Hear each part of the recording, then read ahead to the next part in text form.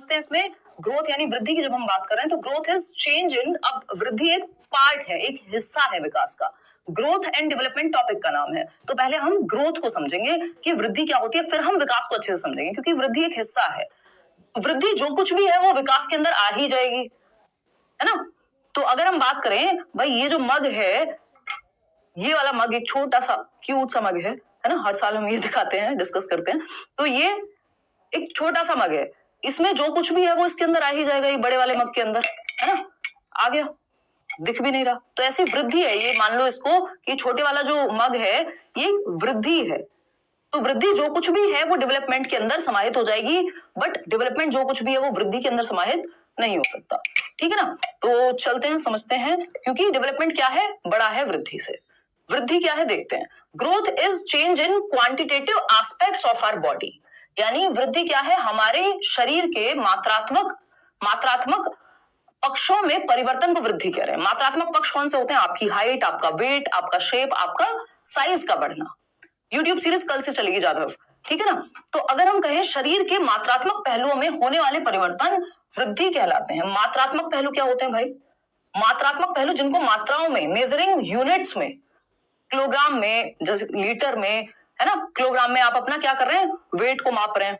Litre में आप खून को मापते हैं हालांकि ज्यादा हो जाएगा, बट मजाक में हम कह सकते हैं कि हाँ ठीक है, माप सकते हैं, ठीक। तो लीटर में, किलोग्राम में आप हाइट को इंचेस में माप रहे हैं या फीट्स में माप रहे हैं, ठीक है ना। सेंटीमीटर्स में आप कितने मोटे हो गए, कितने पतले हो गए। तो ये क्या मात्रात्मक पहलू है, क्वांटिटेटिव एस्पेक्ट्स हैं जिनको मेजर किया जा सकता है, जिनका मापन संभव है। तो जितनी भी चीजों को मेजर कर सकते हैं आप अपने नाखून की लेंथ को भी मेजर कर सकते हैं ना, कितना बढ़ गया है। तो ये क्या है, जो भी चीजें मेजरेबल हैं, जो भी चीजें मात्रात्मक पहलू है, जिसको मापा जा सकता है। ये क्या होगा, आपका वेट का बढ़ना या कम होना, है ना। शेप, आप कितने मोटे हुए, पतले हुए। साइज आपका वेट, हाइट आपकी, ये सब क्या है, जो भी चीजें मात्रात्मक पहलू में, मात्रा में, मापन इकाइयों में मापी जा सकती है, यानी मेजरिंग यूनिट्स में, चाहे वो किलोग्राम हो, चाहे वो आपका लीटर हो, चाहे वो आपका इंचेस हो, चाहे वो सेंटीमीटर हो, चाहे वो आपका फीट हो, इंचेस हो, व्हाटएवर, जिस भी चीज को मापा जा सकता है। ऐसे बाइसेप्स बनाते हैं लोग, मापते हैं, ठीक है ना। तो ये क्या हुआ, वेट, शेप, साइज, हाइट, और क्या हो सकता है भाई, जो भी चीजें जिनको मापना संभव है वो सब वृद्धि का हिस्सा है। किसका हिस्सा है, ग्रोथ का हिस्सा है। इतनी बात क्लियर है। तो शरीर के वो परिवर्तन जो मात्रात्मक हैं, जिनका मापन संभव है, जिनको किसी भी मेजरिंग यूनिट से मापा जा सकता है, ठीक है ना। अब अगर हम देखें कैसे परिवर्तन होंगे इसमें, changes that can be measured such as height, weight, size and shape of the body, परिवर्तन जिन्हें मापा जा सकता है, जैसे शरीर की ऊंचाई, वजन, आकार आदि, जो भी चीजें आप माप सकते हैं वो सब वृद्धि का हिस्सा है। क्या ये जीवन पर्यंत चलते रहते हैं? चलते रहेंगे तो भाई खतरनाक हो जाएगी बात। आपकी हाइट जीवन पर्यंत बढ़ती है क्या? नहीं, एक एज तक बढ़ती है और फिर रुक जाती है। ये बात सही है नहीं है? तो इसका मतलब वृद्धि एक समय तक चलती है और फिर रुक जाती है।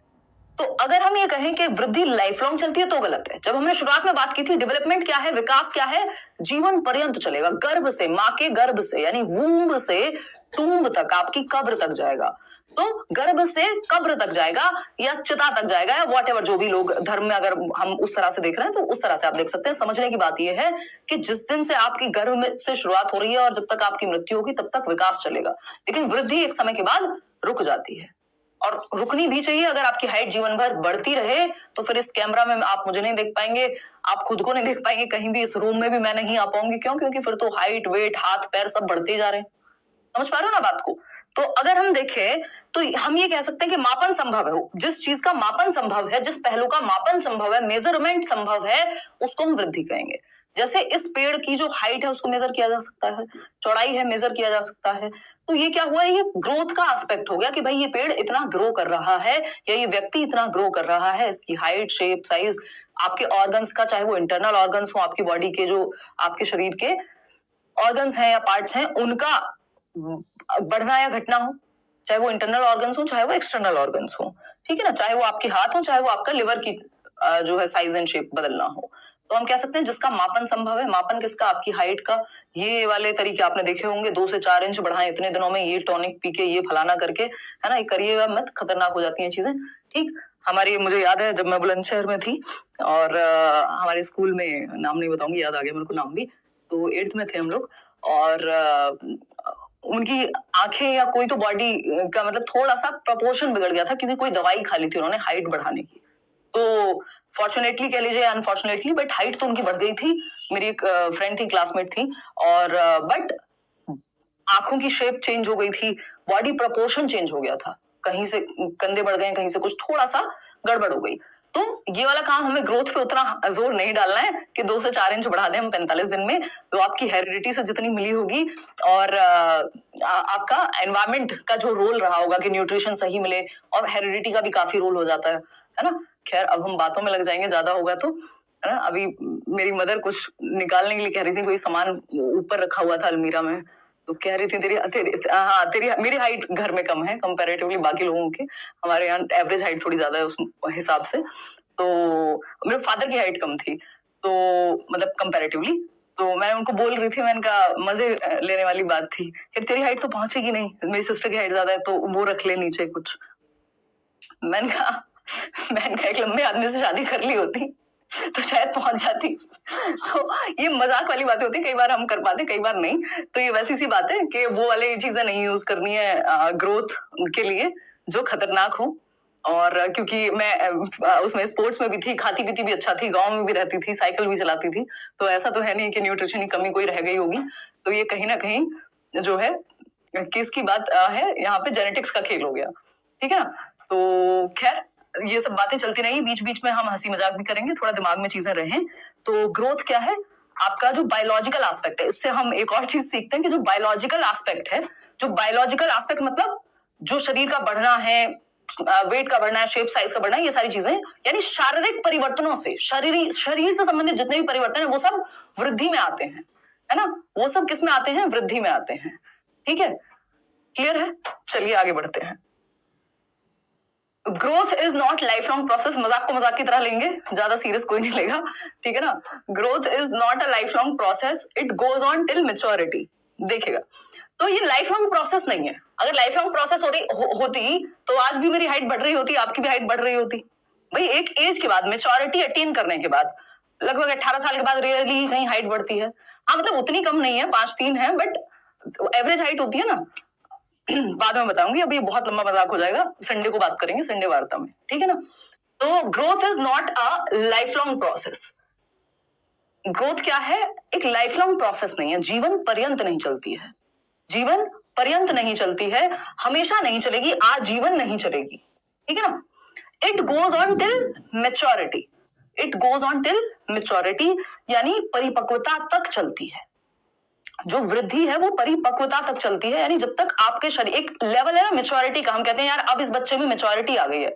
माँ बाप भी एक टाइम के बाद आपको बहुत ज्यादा डांटना बंद कर देते हैं, हालांकि इंडियन पेरेंट्स के लिए बच्चे बच्चे ही रहते हैं, जब तक आप जीवित हैं तब तक बच्चे ही हैं, वो एक प्यारी सी बात भी है और खतरनाक भी। तो मेच्योरिटी जब तक आप अटेन नहीं कर लेते हैं तब तक ग्रोथ चलती है। हम देखते हैं 20-25 साल में तो हमारा जो फ्रंटल लोब से लेके और सारी चीजें डेवलप हो जाती हैं, हाइट एक सर्टेन एज तक बढ़ती है, आपका 18 साल की आपकी एज हो गई मान लीजिए, या दिमाग भी है तो एक लेवल तक मेच्योर होगा, तो मेच्योरिटी तक चलती है ग्रोथ। मेच्योरिटी क्या है, इस पे भी आएंगे, इस पर क्वेश्चन आया हुआ है इस बार और पूछा जाता है हर साल। तो वृद्धि एक आजीवन चलने वाली प्रक्रिया नहीं है, यह परिपक्वता तक चलती है, यानी जब तक आपकी बॉडी, माइंड, शेप साइज सब कुछ क्या नहीं हो जाता, मेच्योर नहीं हो जाता, एक सर्टेन पीरियड तक, एक सर्टेन एज तक, जब तक मेच्योरिटी नहीं अचीव हो जाती तब तक ग्रोथ चलेगी, उसके बाद रुक जाएगी, ठीक है बात। चलिए आगे बढ़ते हैं, एक क्वेश्चन कर लें इस पे, एक क्वेश्चन कर लें। अभी हमने क्या पढ़ा एक बार फिर से पढ़ लो, नहीं तो क्वेश्चन में गड़बड़ कर दोगे। बहुत आसान सा सवाल है लेकिन पूछा जा सकता है, पूछा जा चुका है। Growth is not a life long process, it goes on till maturity. Growth क्या है, एक लाइफ लॉन्ग प्रोसेस नहीं है। ये क्वेश्चन सॉल्व करके दिखा दो, बहुत बातें कर ली है ना, बहुत हंसी उड़ा ली, आ जाओ इधर देखिएगा। तो अगर हम बात करें, हाँ जो लोग कह रहे हैं कि आज से ही कंटिन्यू पढ़ाई शुरू कर दें तो हो जाएगा, मस्त होगा, कोई दिक्कत नहीं है, टेंशन मत लो, पेपर सिलेबस से ही आ रहा है, ऐसा कोई दिक्कत नहीं है। करियर पे चल रहा होगा सेशन साहिल, ये नहीं तो अलग से ही चलेगा कल से, बताइएगा फटाफट से। देखिए अगर हम बात करें which of the following statements about growth and development is not correct, यानी वृद्धि और विकास के बारे में निम्नलिखित में से कौन सा कथन सही नहीं है, यानी क्या गलत है, बताइए। Growth generally refers to quantitative changes while development refers to qualitative changes, यानी जो विकास आमतौर पर मात्रात्मक परिवर्तनों को संदर्भित करता है जबकि विकास गुणात्मक परिवर्तनों को संदर्भित करता है। यानी ग्रोथ जनरली रेफर करती है किसको, क्वांटिटेटिव चेंजेस को, यानी मात्रात्मक परिवर्तनों को, वही डेवलपमेंट रेफर करता है क्वालिटेटिव, क्वालिटी में आने वाले परिवर्तन को। बात सही है, ठीक है ना। लेकिन हमसे पूछा क्या सही नहीं है, तो क्वेश्चन में ध्यान से पढ़ना है, जो सही नहीं है वो सही होगा यहाँ पे। तो ये बात तो सही है, हमें नॉट वाली बात ढूंढनी है। Growth is a function of the environment only, सिर्फ पर्यावरण से होती है, और मैंने बताया बायोलॉजिकल होती है। ग्रोथ में काफी हिस्सा जो है वो आपका बायोलॉजिकल यानी फिजिकल चेंजेस का है। ग्रोथ सिर्फ एनवायरमेंट से होती है, नहीं, कोई भी चीज सिर्फ एनवायरमेंट से नहीं हो सकती। हेरिडिटी और एनवायरमेंट का भी हाइट वाला एग्जांपल दिया था ना, तो हेरिडिटी और एनवायरमेंट दोनों का, आपके जेनेटिक्स का भी और आपके एनवायरमेंट का भी, दोनों का रोल होता है। किसी चीज में ज्यादा रोल हेरिडिटी का हो जाएगा, वो अलग से टॉपिक है, उसमें पढ़ेंगे। Growth stops when maturity is attend, ये बात तो सही है। परिपक्वता, अगर एक एज में परिपक्वता आ जाएगी, आपका शरीर दिमाग सब कुछ जो है अचीव कर लेगा मैच्योरिटी, तो ग्रोथ आपकी रुक जाएगी। Growth is determined bye intrinsic and genetic factors of the organism, यानी जो आंतरिक और जेनेटिक फैक्टर्स हैं उन दोनों पे निर्भर है। बात ठीक है, लेकिन एक बात गलत हो गई यहाँ पे कि growth is a function of the environment only, विकास पर्यावरण का ही कार्य है। यानी विकास जो है वो सिर्फ इसका एनवायरमेंट का ही रोल है विकास, वृद्धि में विकास नहीं। ये ट्रांसलेशन में गड़बड़ हुई होगी, ये इंग्लिश में जरूर देख लेना, क्योंकि कई बार वृद्धि को भी विकास कह देता है इंटरनेट, या ट्रांसलेशन में आपका पेपर भी कह सकता है। हालांकि इनको ऐसी गलती करनी नहीं चाहिए। तो वृद्धि क्या है, वृद्धि पर्यावरण का ही कार्य है, ये कहना गलत होगा। इसमें हेरिडिटी, आपके जेनेटिक्स का बहुत बड़ा रोल है। जैसे मैंने हाइट में आपको बात कही कि हेरिडिटी से आपको हाइट का कितना स्तर मिला है वो बहुत हद तक निर्भर करेगा, और एनवायरमेंट भी, ऑफ कोर्स आपको न्यूट्रिशन भी चाहिए, लेकिन सिर्फ कॉम्प्लेन बॉय बन करके जो है हाइट नहीं बढ़ेगी, जेनेटिक्स का भी उसमें रोल है। यानी ग्रोथ जो है आपकी हाइट का, आपकी जो मेजरमेंट की अगर हम बात करें, इसमें क्वांटिटेटिव मात्रात्मक परिवर्तनों की अगर हम बात कर रहे हैं, तो उस ग्रोथ में एनवायरमेंट और हेरिडिटी जेनेटिक्स दोनों का रोल है। तो एक बात गलत है और जो सही है कि एनवायरमेंट का रोल नहीं है, तो जो गलत है वही सही है, क्योंकि पूछा ही क्या है, गलत है, नॉट करेक्ट पूछा है, ठीक है ना। तो क्वेश्चन को सही से पढ़ना है, आधा काम वही निपट जाएगा। अब मेच्योरिटी क्या है, हमने बात की थी कि ग्रोथ क्या है, मेच्योरिटी तक चलती है। ये मेच्योरिटी वाला क्वेश्चन आपका पीछा नहीं छोड़ेगा, ये आपको D2+P में भी मिलेगा जब आप आगे एग्जाम का, जॉब का एग्जाम देने जाएंगे। इसके अलावा आपको केंद्रीय विद्यालय में भी मिलेगा। ये आपको कोई भी देश भर में अगर एग्जाम हो रहा है, ये सीटेट में भी हर साल देखने को मिलता है। तो मेच्योरिटी क्या है, इसको अच्छे से समझ लेना है। मेच्योरिटी यानी परिपक्वता। तो ग्रोथ जो है हमेशा नहीं चलती, लाइफ लॉन्ग, जीवन पर्यंत नहीं चलती, मेच्योरिटी तक ही चलती है। अब ये मेच्योरिटी क्या होती है ये समझते हैं, परिपक्वता क्या है ये समझते हैं। तो maturation is the unfolding of hereditary characteristics from time to time. इस बार भी ये क्वेश्चन एज इट इज पूछा हुआ है, जो आपका अभी अगस्त वाला पेपर है 2023 का।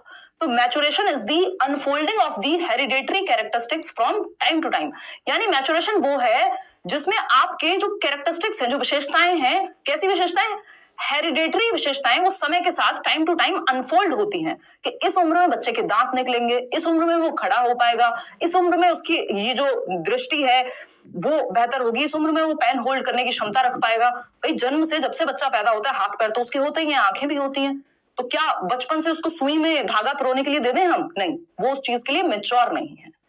एक 2 साल के बच्चे को हम अगर ये चाइल्ड डेवलपमेंट पढ़ाने लगेंगे तो उसको कितना ही समझ आएगा, क्यों? क्योंकि वो अभी मेच्योर नहीं है उस चीज के लिए, है ना। अगर हम ये कहें 6 महीने के बच्चे को कि खुद से पानी लेकर के पी लो, क्या वो पी पाएगा? नहीं, क्यों? क्योंकि उसका शरीर, उसका दिमाग मेच्योर नहीं है अभी उस काम के लिए, ठीक है ना। तो हम एज एप्रोप्रिएट चीजें करके सिखाते हैं कि इस उम्र का बच्चा है तो इस क्लास में होना चाहिए। क्यों?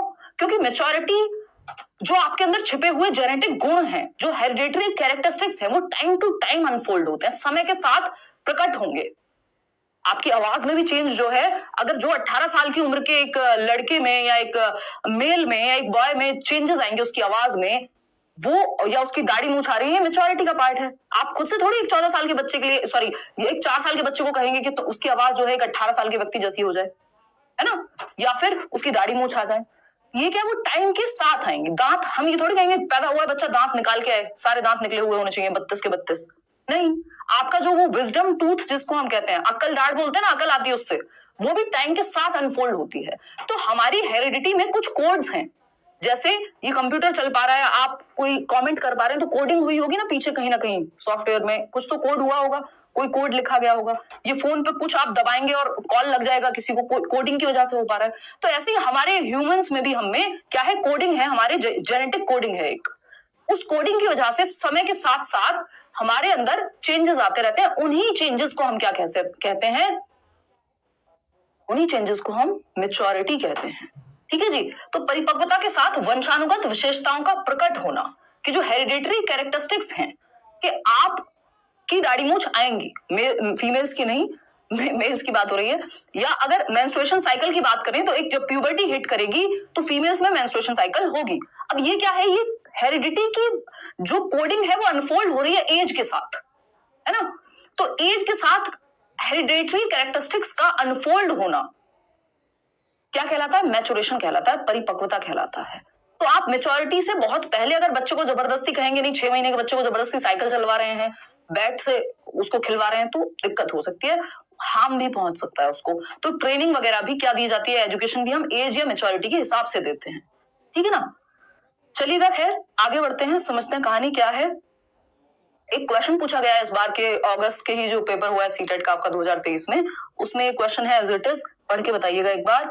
The process of predetermined unfolding of genetic dispositions is called dash। आनुवांशिक स्वभावों के पूर्व निर्धारित प्रकटीकरण की प्रक्रिया को कहा जाता है।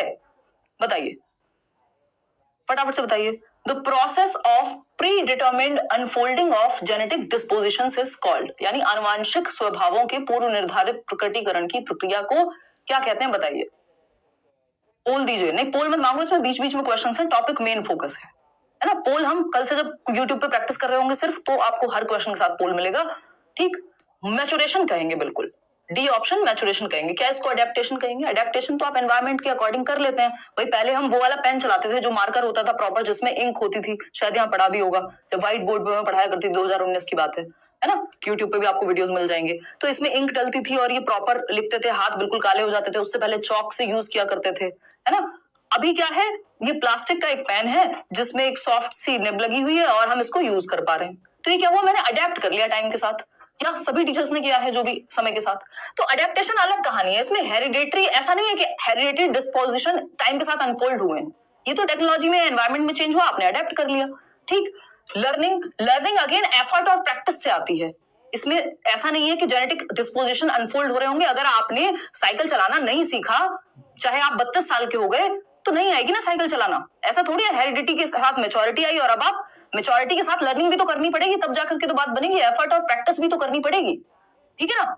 बहुत बढ़िया दीक्षा, अभी तबीयत अच्छी है भाई। सोशलाइजेशन, सामाजिकरण होता है, समाज में रहने के तौर तरीके, नियम कायदे कानून हम सीखते हैं कि जी नमस्ते, है ना। अभी जो मैंने मम्मी वाला एग्जांपल दिया, कई लोगों के दिल पे चोट लग सकती है कि हाय ऐसे कैसे कह दिया मम्मी को, बट ये क्या हुआ, ये सोशलाइजेशन का पार्ट है ना, कि हम अलग अलग लोगों से अलग अलग तरह का रिश्ता शेयर करते हैं। हम कहाँ कितना मजाक कर सकते हैं ये हमें पता होता है। ठीक, तो ये एक बात हो गई। तो मैचुरेशन की अगर हम बात करें, यानी परिपक्वता की अगर हम बात करें, तो परिपक्वता क्या है, the process of pre determined unfolding of genetic dispositions is called as maturation, यानी समय के साथ अनफोल्ड होने वाली आनुवांशिक गुणों को हम परिपक्वता कहते हैं। क्लियर बात हो गई, कोई दिक्कत परेशानी दर्द समस्या नहीं होगी मेरे ख्याल में। अब इसकी एक और डेफिनेशन हो सकती है भाई, maturity is the ability to respond to the environment in an appropriate manner and is highly related to heredity। ये ध्यान रखिएगा, ये जो लास्ट की लाइन है बहुत इंपॉर्टेंट है कि maturity is highly related to heredity, यानी टोटली एक बायोलॉजिकल प्रोसेस है, एक जैविक प्रक्रिया है, एक आनुवांशिक प्रक्रिया है, हेरिडिटी की वजह से आती है ना। अगर हम देखें तो जो भाई कुत्ते का बच्चा कुत्ता पैदा होता है और इंसान का बच्चा इंसान, ये क्या है, ये हेरिडिटरी कैरेक्टरिस्टिक ही है ना, एक तरह का जीनोटाइप बोलते हैं इसको। अगर हेरिडिटी में भी हम अगर बात करें, करियर विल पे मैं डिस्कस करती हूँ मोहन शर्मा, तो ये क्या है कि फिनोटाइप और जीनोटाइप होता है, उसमें हम नहीं जाएंगे, सीटेट में नहीं पूछा जाता, बट ये क्या हेरिडिटी से रिलेटेड है कि एनवायरमेंट के साथ भी आप कैसा रिस्पॉन्ड करेंगे वो आपकी हेरिडिटी से पहले से निर्धारित है। तो maturity is the ability to respond to the environment in an appropriate manner and is highly related to heredity। परिपक्वता पर्यावरण के प्रति उचित तरीके से प्रतिक्रिया करने की क्षमता है, जो आनुवांशिकता से अत्यधिक संबंधित है। यानी जो मेच्योरिटी का संबंध है वो किससे ज्यादा है, हेरिडिटी से ज्यादा है ना। ये बायोलॉजिकल प्रोसेस है। For example, a child 2 years of age cannot perform tasks for whom he is not mature physically। एक वही एग्जांपल जो अभी हम डिस्कस कर रहे थे कि एक 2 साल का बच्चा जिस काम को करने के लिए अभी परिपक्व नहीं है, उसकी हेरिडिटी से वो चीज अभी प्रकट नहीं हुई, अनफोल्ड नहीं हुई, वो काम नहीं कर पाएगा। इसका मतलब क्या हुआ? अगर 2 साल का बच्चा है, हम उसको ये नहीं कहेंगे तुम मोटरसाइकिल चला लो, नहीं सीख पाएगा। क्यों? क्योंकि अभी वो मैच्योर नहीं है उस चीज के लिए। उसके अंदर क्षमता है लेकिन समय के साथ प्रकट होगी और तब उसको सीखना होगा, है ना। तो ये एक बात हुई कि एज के साथ अनफोल्ड होने वाले कैरेक्टरिस्टिक्स को, जो कि हाईली रिलेटेड होते हैं किससे? हेरिडिटी से। मैचुरेशन की अगर हम बात करें, आपकी आवाज में जो परिवर्तन है, आप ये नहीं कर सकते एक टाइम के बाद आपकी, अगर आप लड़की हैं तो आपकी आवाज बहुत हद तक अपनी मदर, अपनी सिस्टर से मैच करने लगती है। आप अगर एक मेल हैं तो आपकी फादर या भाई से मैच करने लगती है। वो कैसे हो पा रहा है? मेच्योरिटी के साथ अनफोल्ड हो रहे हैं कैरेक्टरिस्टिक्स। जो जेनेटिक कोडिंग है वो क्या हो रही है? डिस्प्ले हो रही है एक तरह से। तो मैचुरेशन की एक और हम परिभाषा पढ़ लेते हैं क्योंकि अलग अलग तरीके से पूछा जा सकता है। Biological growth and development is known as maturation. जो टोटली बायोलॉजिकल है, जो ग्रोथ, जिस तरह की ग्रोथ एंड डेवलपमेंट जो बायोलॉजी से हो रहा है, जो हेरिडिटी की वजह से होता है, क्योंकि हाईली रिलेटेड टू हेरिडिटी है, तो उसको मैचुरेशन कहते हैं। जैविक वृद्धि और विकास को परिपक्वता के रूप में जाना जाता है। तो बेसिकली जब आप ग्रोथ एंड डेवलपमेंट को सिर्फ हेरिडिटी से जोड़ देंगे तो वो क्या बन जाएगा? मैचुरेशन बन जाएगा। एक और क्वेश्चन है इस पे। अब मैचुरेशन क्या है? एक डेवलपमेंटल प्रोसेस है, यानी एक विकासात्मक प्रक्रिया है। एक्सपीरियंशियल प्रोसेस है, यानी अनुभवात्मक प्रक्रिया है। सोशलाइजेशन की प्रोसेस है या एडजस्टमेंट की प्रोसेस है? बताइएगा फटाफट से, फिर हम आगे बढ़ेंगे। यार ये बफरिंग के बारे में बहुत सारे लोग कह रहे हैं, कौन बात करेगा हमारे बारे में? कौन है? अच्छा, एनआईओएस वाली बात मैं एक बार देख लूंगी और कल हम डिस्कस करेंगे इस पे। मैं अभी तक इसको चेक नहीं कर पाई हूँ। देखिएगा, बैच की क्लास आज से शुरू हो गई है, बस आपका टाइम कल से अलग डिसाइड हो जाएगा। मैंने टीम को बोल भी दिया है और ये फिर बैच में ही आगे होंगे ये चैप्टर्स। यहाँ पे यूट्यूब की सीरीज अलग चलेगी। ये इंट्रोडक्शन के लिए है कि बैच में हम पढ़ते कैसे हैं, है ना। अच्छा, इन लोगों ने, मुझे लग रहा है कि हमारी टीम भी महान है। क्लास लगाई है कि नहीं? कमेंट्स ही नहीं आ रहे हैं, बताइए बताइएगा। तो बैच की क्लास कल एक बार आप टाइम टेबल में देख लीजिएगा, अपडेट हो जाएगी। इसके आगे हम फिर कर रहे होंगे। अब क्लास डेली होगी भाई, यूट्यूब पे भी, बैच में भी। पक्की पूरी कोशिश है क्योंकि अब समय भी नहीं है। डेली क्लास होगी, कोई दिक्कत वाली बात नहीं है।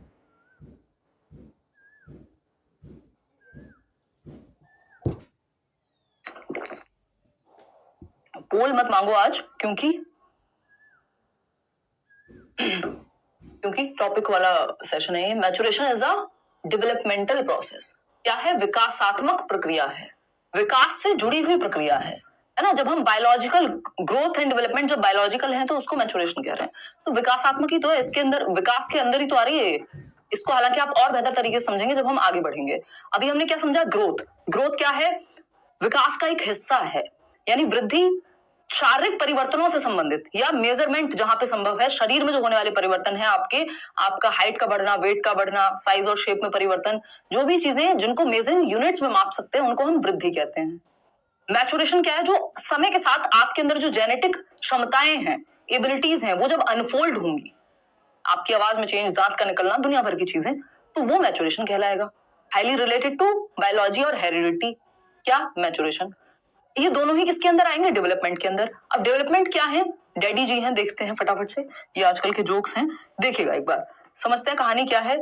या मम्मी जी हैं, मतलब इनकी इससे बड़ी प्रक्रिया है डेवलपमेंट। किससे? ग्रोथ से भी और डेवलपमेंट से भी, ठीक है ना। कोई कह रहा है आपको ठंडी नहीं लगती, मैं एसी चलाने को तैयार हूं। यहाँ इतनी लाइट्स हैं स्टूडियो में कि बेहद गर्मी लग रही है अभी।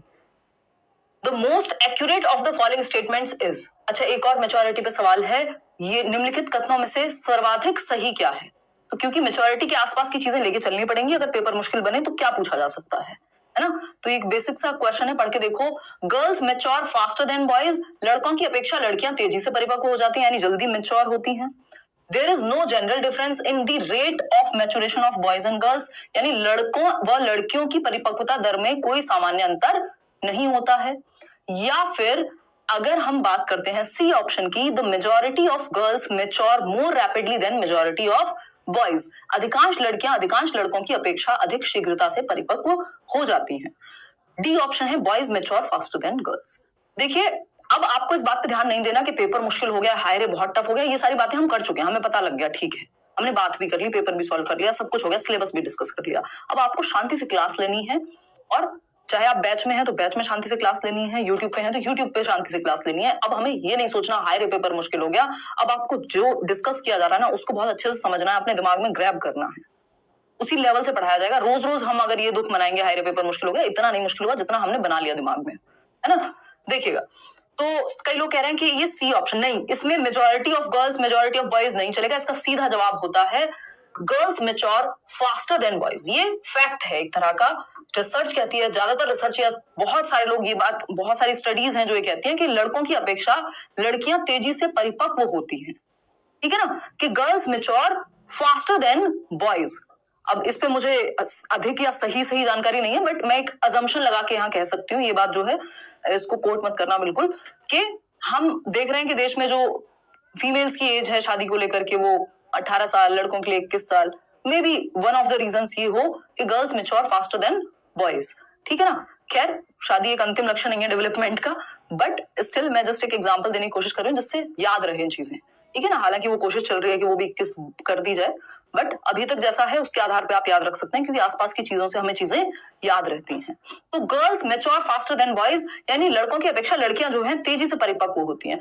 इवन ये कहा जाता है, कई स्टडीज ये भी मानती हैं कि इवन वूम्ब में भी, या जन्म के समय भी, जन्म के समय यदि एक लड़के का जन्म हुआ है और एक लड़की का जन्म हुआ है तो लड़की ज्यादा मैच्योर होती है कुछ हफ्ते लड़कों से या लड़के से।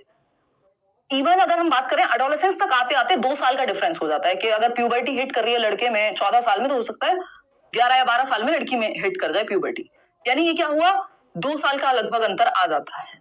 तो गर्ल्स तेजी से मैच्योर होती हैं, और इवन कई स्टडीज तो ये भी कहते हैं कि इवन 10-10 साल तक का डिफरेंस लॉन्ग रन में, बट वो अलग टॉपिक हो जाएगा, वो हमारी चर्चा का विषय नहीं है अभी। आप 2 साल नॉर्मली याद रख सकते हैं एडोलेसेंस के लिए। तो girls mature faster than boys, ये एक सिंपल सी बात है। अब डेवलपमेंट जो एक असली मुद्दा है, इस पे आते हैं। अभी हमने ग्रोथ की बात की, अभी हमने मैच्योरिटी की बात की, कि ग्रोथ क्या है, शारीरिक परिवर्तन है, आपके स्ट्रक्चरल चेंजेस हैं, आपकी संरचना में परिवर्तन है, कि आपके शरीर में चेंजेस आ रहे हैं। तो ग्रोथ बराबर हम यहाँ लिख सकते हैं क्या है, स्ट्रक्चरल चेंजेस हैं। हालांकि आगे चल के हम करने ही वाले हैं, तो हम ग्रोथ को कह सकते हैं भाई कि स्ट्रक्चरल चेंजेस हैं, यानी संरचनात्मक परिवर्तन है, अभिवृद्धि, यानी जो हमारी संरचना में, हमारी बनावट में शरीर के परिवर्तन आ रहे हैं, चाहे वो बढ़ना हो, घटना हो, व्हाटएवर, तो वृद्धि कहलाएंगे। यानी संरचनात्मक, हमारी संरचना, हमारी बनावट में जो परिवर्तन है, संरचनात्मक परिवर्तन, संरचनात्मक परिवर्तन,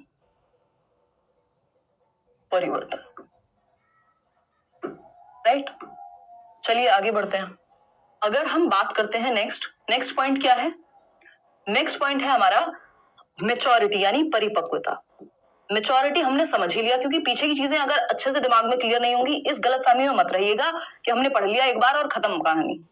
ये वो टॉपिक नहीं है, ये वो सब्जेक्ट नहीं है जो आप बचपन से पढ़ रहे हैं। आप हिंदी इंग्लिश में संज्ञा सर्वनाम आपने कभी ना कभी जरूर पढ़े होंगे, चाहे आप भूल गए हो, बट वो एक मेमोरी रहती है दिमाग में कि आप फिर भी याद रह जाती हैं चीजें, ठीक है ना।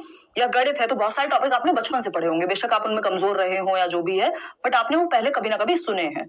ये वो टॉपिक्स हैं जो ज्यादातर लोगों ने सुने ही नहीं है, क्योंकि उनकी टीचिंग ट्रेनिंग भी हवा में ही हो गई, कई बार तो ऐसा हो जाता है, या फिर उतने अच्छे से पढ़ाया नहीं गया। तो ये कंपैरेटिवली नया सब्जेक्ट है, तो मल्टीपल रिवीजन वैसे भी आपको किसी भी सब्जेक्ट में चाहिए होते हैं। इसमें और अच्छे से समझिए, पहले बढ़िया से समझिए कहानियों के साथ, और उसके बाद रिवीजन जरूर कीजिएगा, ठीक है ना। पेपर 1 पेपर 2 दोनों की यही क्लास है, इसी से 30 में से 30 आ जाएंगे। शांति से बस खुशी से पढ़ो। परिपक्वता, मैच्योरिटी यानी परिपक्वता, ये क्या है, अनफोल्डिंग ऑफ जेनेटिक कैरेक्टरिस्टिक्स, ठीक है। अनफोल्डिंग ऑफ, ये भी मिल जाएगा आपको पीडीएफ के साथ ही, अनफोल्डिंग ऑफ जेनेटिक या हेरिडेटरी कैरेक्टरिस्टिक्स, यानी आनुवांशिक क्षमताओं का अनफोल्ड होना या प्रकट होना, ठीक है। ये हो गई मैच्योरिटी। अब डेवलपमेंट क्या है, इन दोनों को डेवलपमेंट अपने अंदर समाहित कर लेगा। एक बड़ा कॉन्सेप्ट है डेवलपमेंट, ये दोनों ही डेवलपमेंट के अंदर आ जाएंगे। चलो आएंगे, अभी लर्निंग भी पढ़ेंगे, उसका क्या रिश्ता है ना। हाँ, खूब रिपीट होते हैं जी क्वेश्चंस, ऐसा नहीं कि रिपीट नहीं होते, हल्का फुल्का परिवर्तन करके कई बार तो एज इट इज पता नहीं कितने क्वेश्चंस रिपीट हुए हैं। डेवलपमेंट की परिभाषा पढ़ते हैं, विकास क्या है, ठीक है ना। ये देश का विकास नहीं है, बच्चे के विकास की बात कर रहे हैं हम, चाइल्ड डेवलपमेंट की बात कर रहे हैं, ठीक है। तो development refers to systematic changes which leads an individual from dependency to self-reliance throughout his lifetime ध्यान दीजिएगा, through out his life time, यानी सिर्फ मेच्योरिटी तक नहीं है, जीवन पर्यंत चलने वाले परिवर्तन है। That is going from womb to tomb, यानी गर्भ से कब्र तक होने वाले सिस्टमैटिक प्रॉपर एक श्रृंखला में होने वाले परिवर्तनों को हम क्या कह रहे हैं, एक व्यवस्थित परिवर्तनों की श्रृंखला को हम विकास कह रहे हैं, जिसमें बच्चा निर्भरता से आत्मनिर्भरता की ओर जाता है। पहले वो हर चीज के लिए डिपेंडेंट है अपने बड़ों पे, और धीरे धीरे वो स्वायत्त होता जाता है, खुद से चीजें करने लगता है। अर्थात विकास गर्भ से कब्र तक जाता है। इसका मतलब क्या हुआ, विकास क्या है, कॉन्टिन्यूअस है। क्या है, डेवलपमेंट इज कॉन्टिन्यूअस, यानी सतत है, जीवन पर्यंत चलेगा। ठीक है, अब सतत है, कुछ लोग तो कहते हैं कि ये डिसकॉन्टिन्यूअस है, वो लास्ट का टॉपिक है, उस पर हम चर्चा करेंगे कि ये डिसकॉन्टिन्यूअस कब होगा। कब प्याजे लिखा है तो डिसकॉन्टिन्यूअस मानना है, नॉर्मल लिखा है तो कॉन्टिन्यूअस मानना है। 99% केसेस में विकास क्या मिलेगा आपको, कॉन्टिन्यूअस मिलेगा पेपर के हिसाब से। वैसे भी ज्यादातर जो साइकोलॉजिस्ट हैं, जो चाइल्ड डेवलपमेंट पे काम करने वाले लोग हैं, थियरिस्ट हैं, वो कॉन्टिन्यूअस ही मानते हैं विकास को, कि जीवन पर्यंत चलता है। लेकिन कुछ थियरिस्ट हैं प्याजे टाइप के, जो स्टेजेस में बात करते हैं कि इस स्टेज में इतना, फिर इतना, फिर इतना, तो वो उस केस में डिसकॉन्टिन्यूअस हो जाता है। उस पर हम अलग आएंगे, वो अलग टॉपिक है, पूरी चर्चा होगी उस पर भी, क्योंकि उससे भी क्वेश्चन पूछ लिया जाता है, ऑनलाइन एग्जाम्स में पूछा गया है, इस बार नहीं आया बस। Development includes orderly and predictable changes, यानी विकास में कैसे परिवर्तन है, ऑर्डरली, क्रम में होने वाले। ऐसा नहीं होगा आप कल बच्चे थे, परसों एकदम से बूढ़े हो जाएंगे। आप अगर बच्चे थे तो पहले आप किशोर बनेंगे, फिर आप एक वयस्क बनेंगे, यानी पहले अगर आप एक चाइल्ड हैं या बाल्यावस्था में हैं, चाइल्डहुड में हैं, तो उससे आप एडोलेसेंस में जाएंगे, एडोलेसेंस से फिर आप अडल्टहुड में जाएंगे, अडल्टहुड से आप ओल्ड एज में जाएंगे। ऐसा नहीं होगा आप बच्चे से एक दिन बूढ़े हो गए अचानक से, एक क्रम में होने वाला परिवर्तन है। दांत भी निकल रहे हैं तो एक क्रम में निकल रहे हैं। क्रम में बोले तो कि विजडम टूथ जो है आपका वो बाद में आएगा, एक सर्टेन एज पे आएगा, मैच्योरिटी जब हिट करेगी। ऑर्डरली एंड प्रिडिक्टेबल चेंजेस, यानी अनुमान लगाया जा सके जिनका। ऐसा नहीं होगा ना आपने बच्चे को रात को दूध पिला के सुलाया और कल बच्चा 6 फीट का हो गया, ऐसा तो नहीं होता। या आज बच्चा बोलता नहीं था, 4 दिन का बच्चा था, वो प्रॉपर बोल नहीं पाता था, और 5वें दिन अचानक से बोलना शुरू कर दिया उसने, डर जाएंगे आप तो, है ना। वो मूवीज में देखा होगा ना कुछ, कि अचानक से बच्चा बोलते हुए बात कर रहा है जन्म से ही। तो ऑर्डरली एंड प्रिडिक्टेबल है, अनुमान लगाना संभव है कि पहले बच्चा घिसट के चलना सीखता है, क्रॉलिंग करना सीखता है, फिर वो खड़े होना सीखेगा, फिर वो चलना सीखेगा। ऐसा नहीं होगा बच्चा बैठना सीखा नहीं है अभी और दौड़ना सीख लिया, या खड़े होना सीखा नहीं है दौड़ लगाना सीख लिया। दौड़ लगाने के लिए पहले उसको चलना आना चाहिए, और चलना आने के लिए यानी वॉकिंग के लिए उसको स्टैंड करना यानी खड़े होना आना चाहिए। ये क्या हुआ, एक सीक्वेंस है, एक प्रिडिक्टेबल पैटर्न है जिसमें अनुमान लगाना संभव है।